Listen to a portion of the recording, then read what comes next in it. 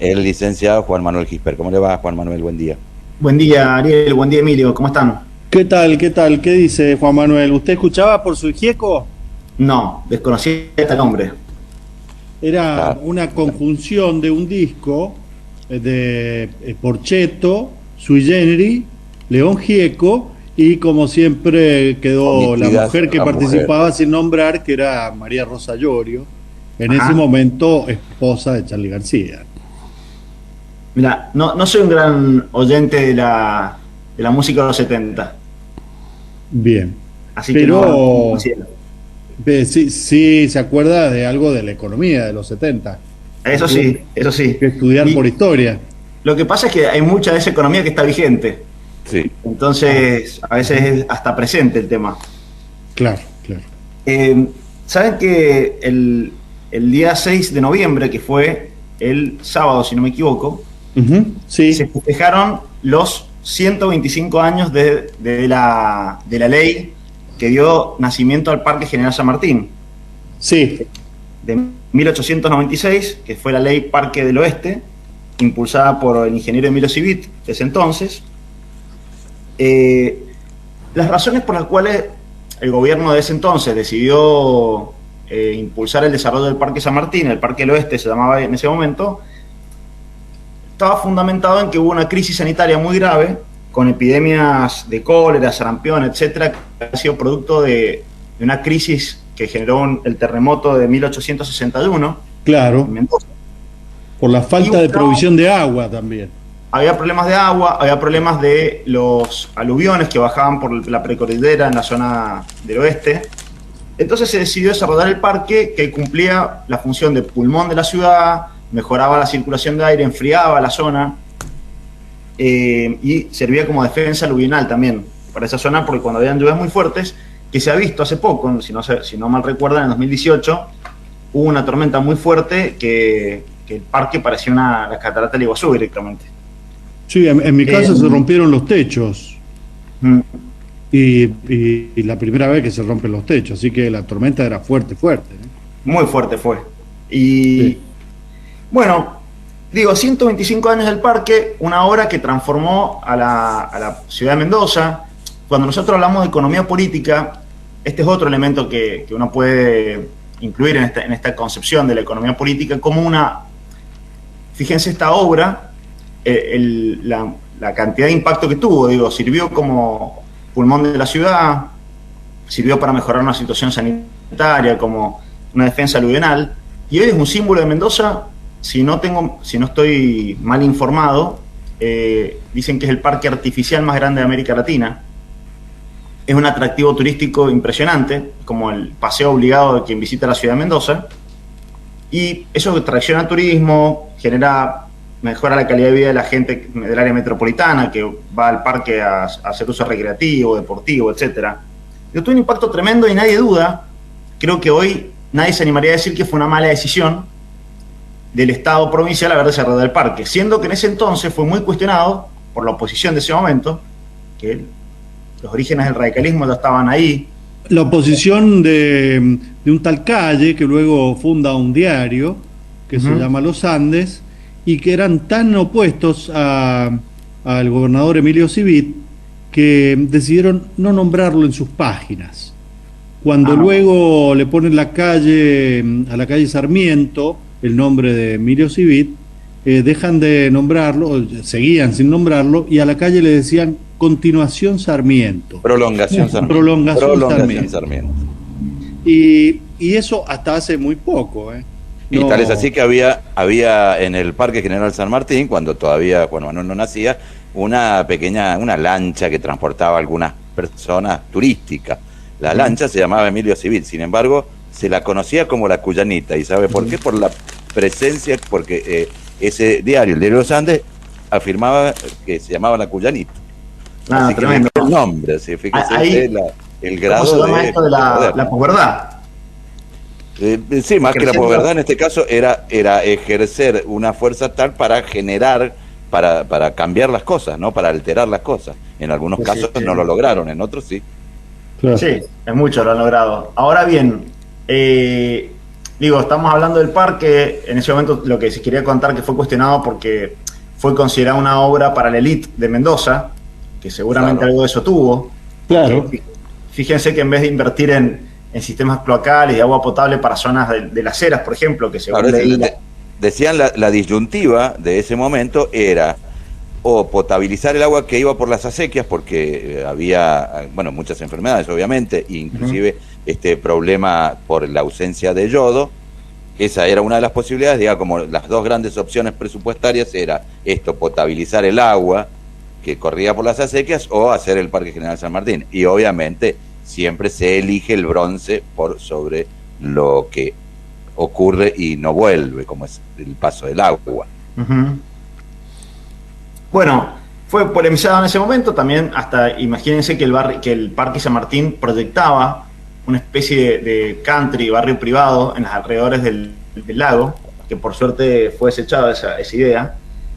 Bueno, tenemos el Parque San Martín, fue una decisión del Estado provincial que movilizó grandes recursos para su ejecución, una gran cantidad de trabajadores. Imagínense que en ese entonces no había topadora, no había retroexcavadora, no se contaba con la tecnología que se cuenta hoy, así que fue un gran esfuerzo, movilizó muchísimos trabajadores que a fuerza de pico y pala y plantando árboles montaron el parque que hoy disfrutamos todos los mendocinos y quienes vienen de visita también. Y fíjense, hace 125 años hicimos el parque y durante 124 años el Estado provincial no solamente lo hizo, sino que lo agrandó, lo mejoró, le incorporó servicios, ciclovías, juegos, para hacer deporte, para hacer gimnasia en algunos sectores. Pero sin embargo, a los 125 años el Estado provincial decide renunciar al servicio de mantenimiento del Parque San Martín y privatizarlo. En mayo, junio del 2021, del año que corre actualmente, por un decreto del gobernador de la provincia de Mendoza, se decide privatizar el mantenimiento del Parque San Martín a una licitación que fue muy cuestionada, porque fue denunciada por varias empresas del sector como una licitación hecha a medida. Tanto así que circularon algunos WhatsApp, como un mensaje anónimo, donde relataba toda la redacción del pliego licitatorio, cómo estaba hecho a medida de la empresa Santa Elena. La empresa Santa Elena es una empresa que, si no estoy mal informado, pertenece al grupo Pescarmona, a la familia Pescarmona. No figura el grupo Pescarmona, siempre se le ha adjudicado, pero no figura en absoluto el grupo Pescarmona, ni ninguno de los de la familia Pescarmona.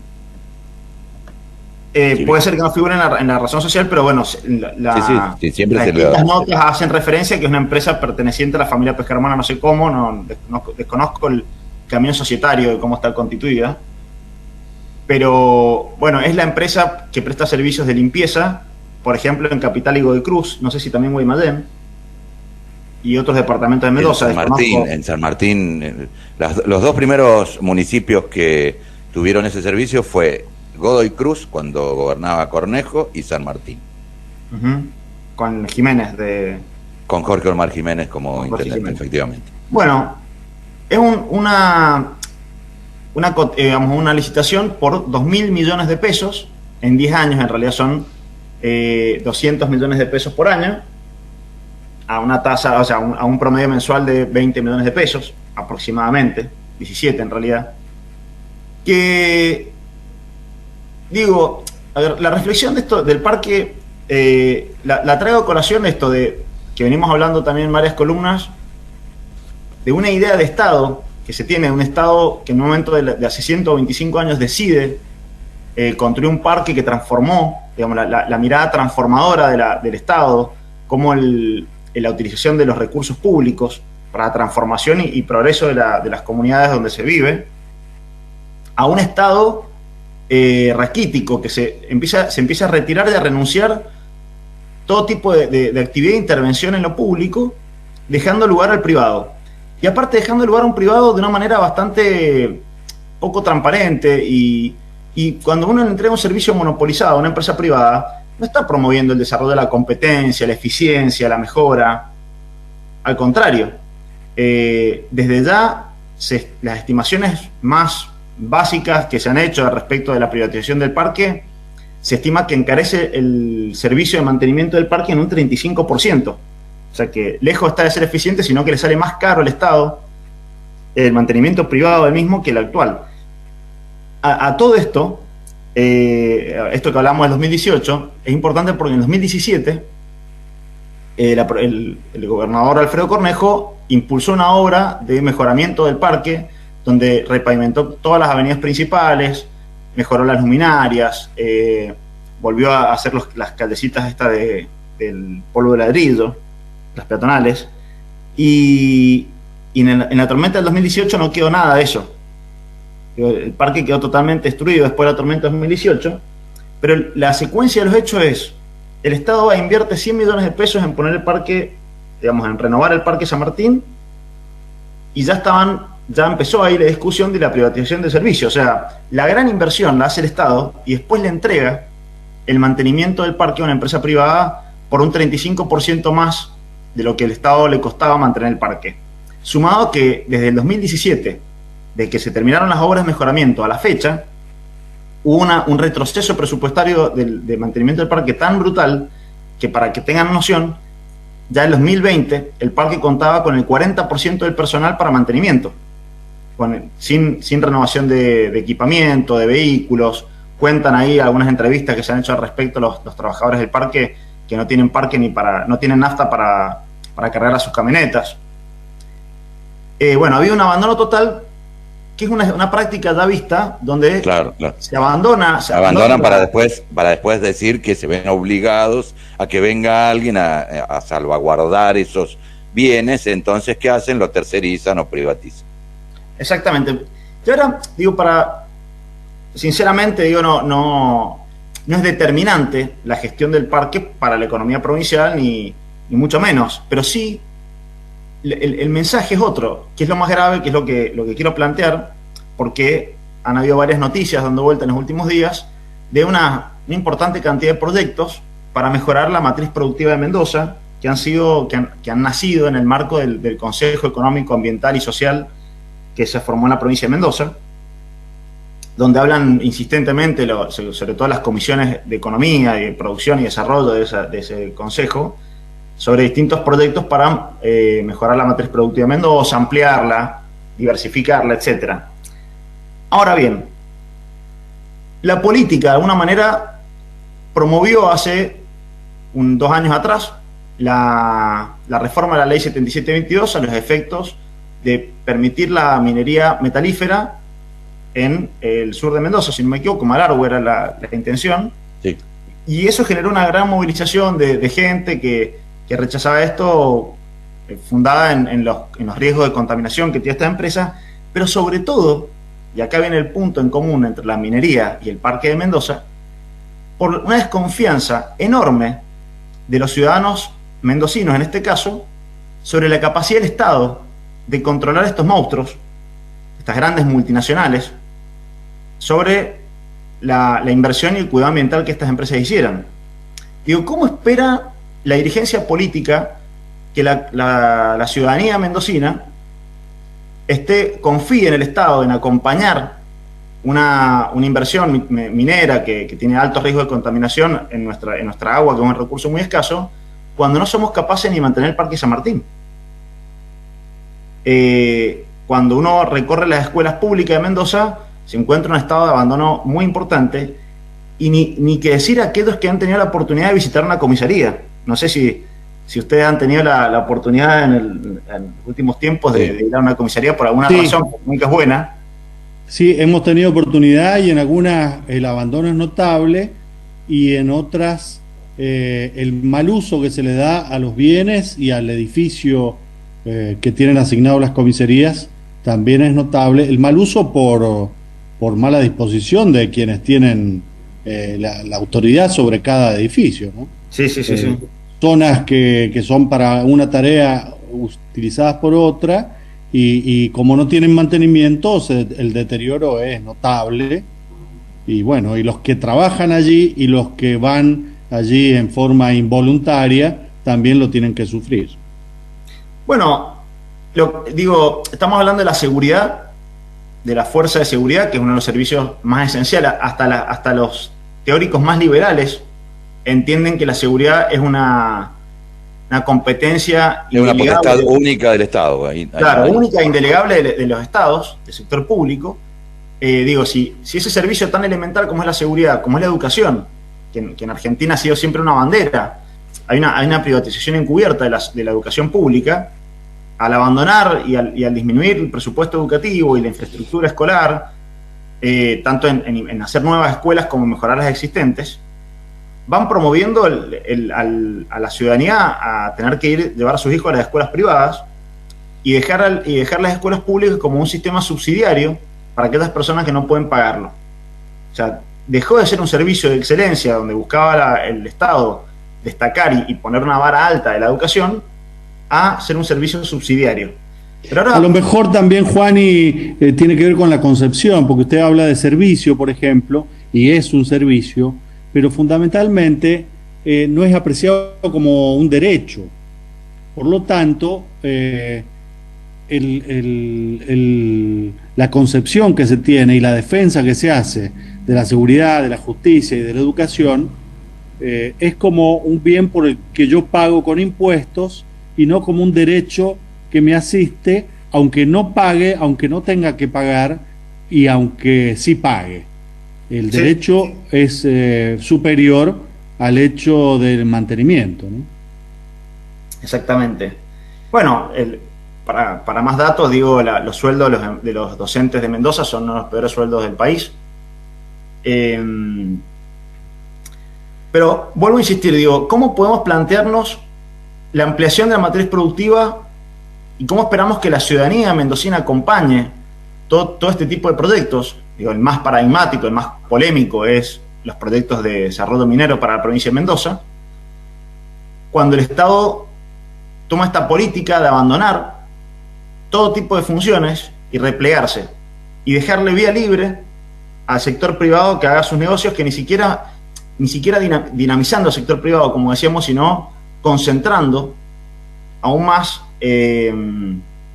la participación de las grandes empresas de Mendoza en los pocos negocios que le van quedando a Mendoza, porque es una provincia que lamentablemente su economía se está retrayendo hace varios años. Creo que del otro día leía también este que hablamos del Consejo Económico, Ambiental y Social de la provincia de Mendoza. Una de las propuestas que se han realizado, fíjense en este discurso hegemónico que venimos planteando, de donde está esta mirada del sector privado muy liberal se va imponiendo. Hay un proyecto que ha salido de la mesa de infraestructura de SEAS, que ha sido impulsado por Mario Comedas, del proyecto, que es el representante de las cámaras empresarias en el SEAS, y por el licenciado Gustavo Reyes, que es el director de una consultora económica que se llama Ideal, que es como una de las usinas del pensamiento económico liberal de la provincia. Siempre es consultado, citado, se participa mucho de sus investigaciones sobre la economía provincial en el mundo empresario. Han planteado armar un sistema de evaluaciones de la inversión pública. ¿Qué busca hacer este sistema? Digamos, el objetivo que clama es optimizar los costos económicos, sociales y ambientales de los proyectos de inversión pública. Entonces dicen que lo que buscan es equiparar al sector público con el privado, porque dicen que en el sector privado nadie haría una inversión que no se estudie bien cuáles serían sus beneficios. Y para eso plantean que haya un organismo autárquico, y acá otro concepto interesante, independiente del control político. Esta constante cuestionamiento a la política como si fuera mala palabra. Claro, sí, se combate la política como cosa ineficiente y corrupta. Totalmente. Entonces, fíjense, quieren construir un órgano... Hasta que la administran ellos, Por eso, porque cuando hablan de un organismo autárquico, independiente del control político, es porque ellos dicen: nosotros tenemos que controlar la inversión pública. Quienes tienen que decidir qué inversión hacer en la provincia somos nosotros, los políticos. Y realmente a los empresarios no los elige nadie, digamos, y a los políticos tenemos los ciudadanos el derecho de elegirlos, y cuando no estamos muy conformes con la gestión de un dirigente político, los cambiamos. Tenemos ese poder, que así no pasa en el sector privado. Y fíjense, bueno, plantean un ente autárquico que controle la inversión pública, que no va a decidir qué proyectos realizar, sino que va a calcular la rentabilidad social, que nos encantará saber cómo es la fórmula para calcular las rentabilidades sociales. Y a todo esto con el parque, digo, ¿el Parque San Martín hubiera sido aprobado por el organismo autárquico independiente del control político que propone el CEAS? No, hubiese sido aprobado únicamente si le hubiesen dado algún tipo de beneficios a los actores que lo impulsaban. Alguna participación en la inversión del proyecto. Absolutamente, claro. Digo, agarro estos elementos, hablo de la minería, del sistema educativo, de la seguridad del Parque San Martín a sus 125 años, que creo que es un retroceso lo que estamos festejando en este contexto, haber entregado el mantenimiento a una empresa privada, como distintos puntos que ponen sobre el tapete esta mirada común y hegemónica que está sustentada en una mirada de los funcionarios de las áreas económicas del gobierno de la provincia y su principal referente, que es Alfredo Cornejo, por los profesionales vinculados al mundo gremial empresario de las cámaras que representan a las empresas más importantes o de la economía concentrada de la provincia de Mendoza, que lejos están de impulsar una verdadera ampliación de la matriz productiva, sino que están trabajando fuertemente en cómo sostener su situación de dominantes en la economía local, sí, pero sus rentabilidades. Sí, pero fíjese que extraño que ningún colectivo de estos gremiales empresarios, y lo digo con respeto a todas estas entidades, por ejemplo, le señaló al Estado provincial y básicamente al Ejecutivo provincial la no ejecución o la subejecución de presupuestos para la obra pública, algo que es irracional en la época que estamos atravesando, en cualquier época, pero en esta época mucho más, que hubiese sido al menos un dinamizador de parte de la economía. Es impresionante los datos de subejecución presupuestaria, no solamente en infraestructura, sino en casi todas las áreas, pero principalmente en infraestructura, porque se sabe que es el área con más capacidad dinamizadora de la economía. Sí, además lo útil que es para la provincia, más allá de la utilidad coyuntural, la importancia que tiene para el desarrollo de la provincia y de quienes vivimos en ella. Fíjense que la Argentina, sale una nota que dice que Mendoza recuperó el 26% del empleo perdido durante la pandemia. Primero que el dato trata de ser positivo cuando es negativo. Claro. En la Argentina, para tener una margen de comparación de cuál es la media nacional, ya recuperó la Argentina el 56% de los empleos perdidos registrados, empleos privados, del sector sí, es un dato bien interesante, sí. El 56% de los empleos perdidos ya se recuperó en lo que va hasta agosto de este año, contra el 26% en Mendoza. Esto muestra esta falta de dinamismo que tiene la economía local frente a la media nacional. O sea, la Argentina, pasa que el promedio está dado por las provincias más ricas también, tiene una dinámica de crecimiento mucho más importante que Mendoza, y bueno, en ese contexto, subejecutar la obra pública es mucho más criminal. Sí, efectivamente. 356.000 puestos de trabajo, digamos, empleo en blanco se ha recuperado en Argentina. Y Mendoza, como bien usted señala, está por debajo de la media nacional. Exactamente. Yo quería decir que me parece muy inteligente el planteo que hace Juan Manuel Gispert, desde el punto de vista de la elaboración de esta comparación del parque con la minería y traerlo al terreno económico, porque el parque es un lugar sentido por los mendocinos, querido, está en la memoria colectiva como un lugar a defender, aunque pocos lo defiendan.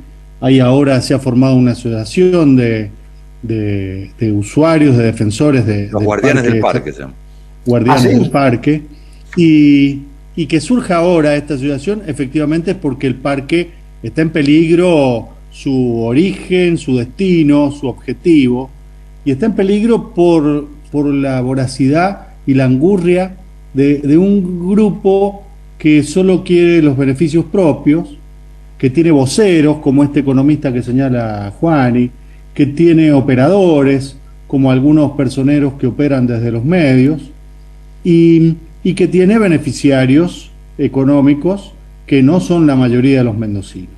Así que está muy bien esta comparación porque pone en alerta y pone en visibilidad algo que es tan cotidiano, tan visible y tan nuestro en el paisaje que a veces no lo podemos ver, ¿eh? Así es. No sé si, en lo personal soy asiduo del parque. Ajá. Y algo que me parece interesante, han puesto una serie de lugares para comer en una segunda rotonda, después de la rotonda de los 5 continentes. Sí, una de las cosas que le encanta al liberalismo son los lugares para comer y las bicisendas. Sí, sí, sí. Pero bueno, como usuario del parque no me parece mal que haya un espacio Sí, está bien, para eso, pero ni siquiera lo han abastecido de red eléctrica y yo que tiendo a ir a trotar por la zona o a caminar, se ha vuelto insoportable porque está lleno de grupos electrógenos. Ajá. Entonces están los motores funcionando, no se sientan en el rocedor de tomate y es insoportable, se tiene que ir a otro lado. Y aparte, pues son, obviamente que son a combustión con derivados del petróleo, así que claro, sí, no, sí, es, son contaminantes. no es muy ecológico, no es muy ecológico. Claro, podrían poner células fotoeléctricas y hacer otra. Abastecerlos con energía del parque, pero no, los han puesto a los food truck ahí, que pongan los grupos electrógenos. Digo, esta cuestión también muy liberal de no planificación, como bueno, abrir el juego a los negocios que entren y que hagan. Lo último, que yo sé que se nos acabó el tiempo, pero hay un dato que es muy importante que no quiero dejar de comentarles, que a octubre del 2021 los índices de consumo de la Argentina y de Mendoza también están en promedio en un 1,1% por debajo del mismo periodo del 2019. O sea que estamos a un mes, en el mes de noviembre seguramente ya recuperamos toda la actividad económica en respecto al consumo perdida durante la pandemia, lo cual muestra que la economía argentina tiene un dinamismo tan fuerte últimamente que en breve vamos a estar recuperando los niveles de la economía pre-pandemia y probablemente en crecimiento real y no solamente un rebote como muchos quieren que creamos que está pasando. Bien, ojalá así sea. Muchas gracias, Juan Manuel. Gracias a ustedes, como siempre. Hasta luego. Gracias, buen día, hasta mañana, hasta la semana que viene. Hasta la semana que viene.